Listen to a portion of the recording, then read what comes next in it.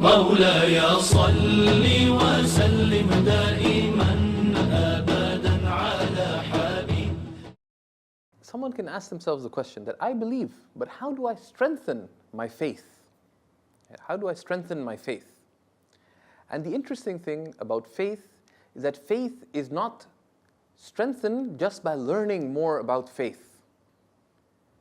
Knowledge helps with faith in that the more if you come to know more about God and why you believe in God and what you believe about the prophets and the hereafter and the matters of faith, knowledge gives you clarity that this is what I believe in and this is why I believe. But once you know that, going deeper and deeper into discussions of faith will not strengthen your faith.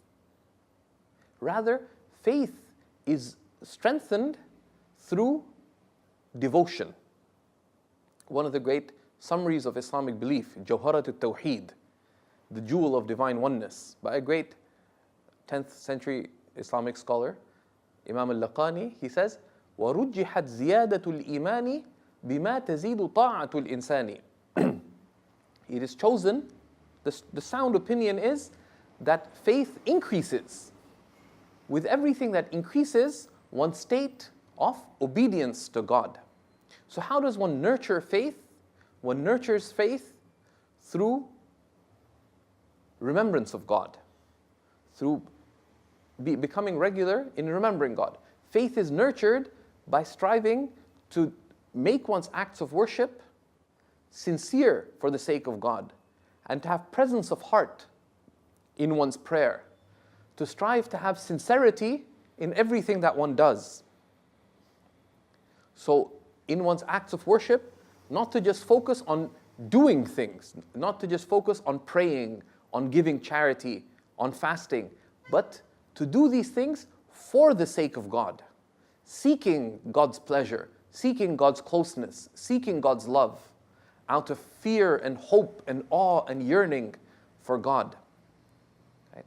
To make one's acts of worship for the one worshipped, not just as an act of worship. So this is how one nurtures faith, through one's acts of devotion, and through having acts of devotion and making one's acts of devotion for the sake of God, through bringing remembrance of God into one's life. The Prophet, peace and blessings be upon him, advised, لا يزال لسانك رطبا من ذكر الله. Keep your tongue moist with the remembrance of God. Supplication is very powerful. Dua. The Prophet, peace and blessings be upon him, said, الدعاء مخ العبادة. Supplication is the very essence of worship. Because what does supplication do? Supplication is an expression of need. Supplication, in reality, is not about asking God for things. Oh Allah, I want this, this, this, and this. Rather, when you realize you have needs, you express your neediness to God. But the reality of supplication is you express your neediness to God. Your neediness in general, and the fact that you have worldly and spiritual needs, and that He is the fulfiller of all needs. So supplication is the essence of worship. And by turning to God in supplication, both for spiritual needs and for worldly needs, and in general, for the greatest of one's need, which is for God Himself, to become a person of much supplication, this nurtures one's faith as well. So these are ways that we nurture faith. How does one begin to bring these things into life? The prophetic teaching is to have consistent routines. To have consistent routines. The 5 daily prayers are means of nurturing your faith. Because your prayer is not about you. And it's not about your praying. It's about the one you are praying to. And by having us get up before it is day, at the break of day, at dawn, one gets up to pray.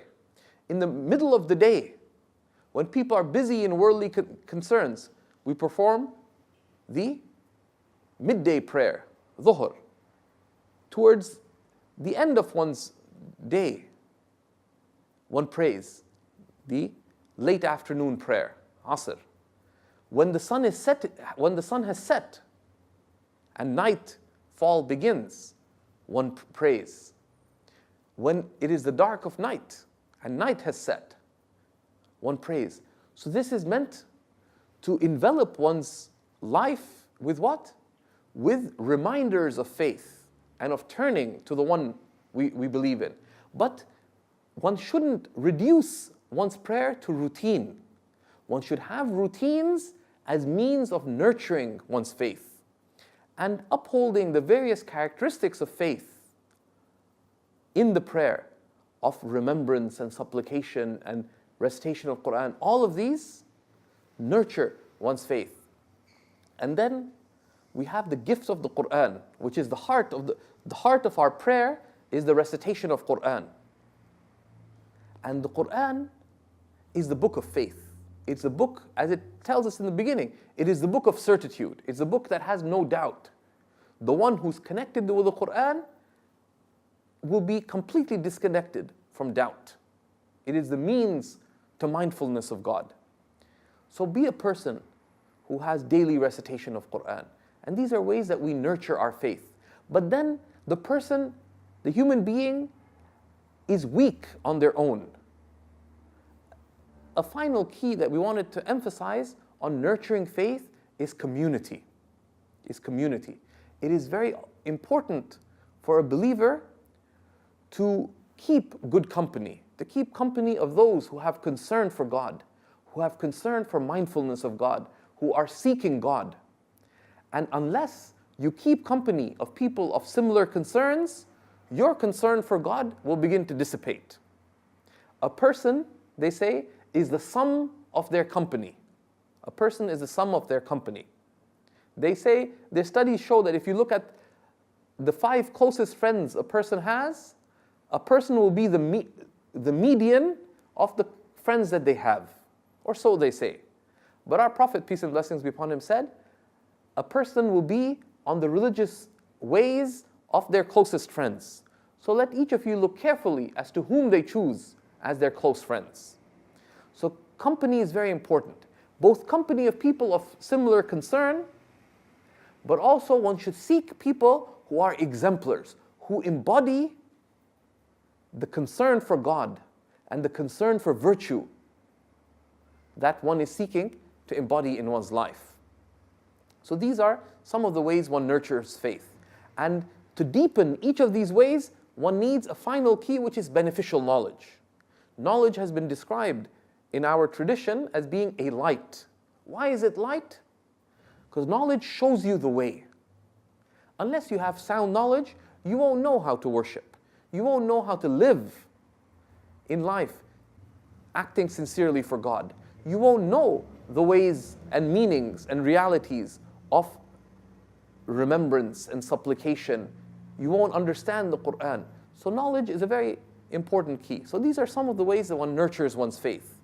And in all of them, one strives for consistency.